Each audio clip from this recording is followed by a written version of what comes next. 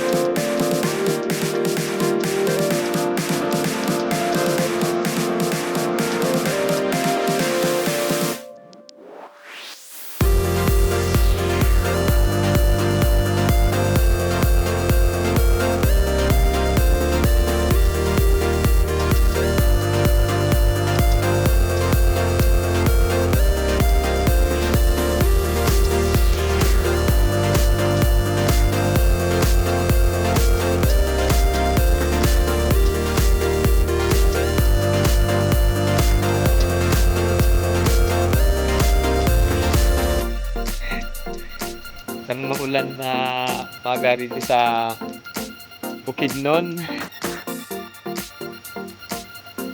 Benhua. So, ang makikita natin dito, marami parang lettuce, samot-saring mga bulaklak, naman. Papagbutan ako ngayon guys ng ng mga halaman. Mga halamang dito lang sa malinig na lugar na bubuhay.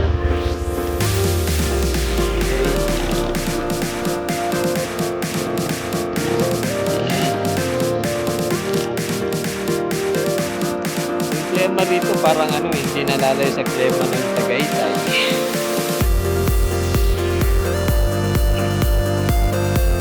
Hindi siya kasi lamig ng Baguio.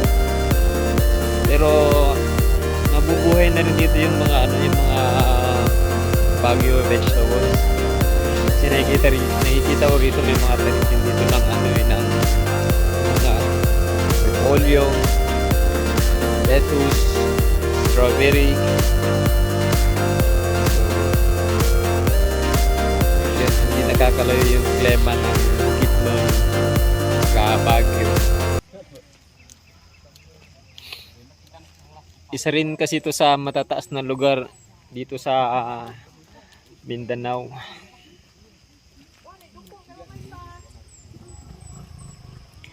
Yan. Okay guys,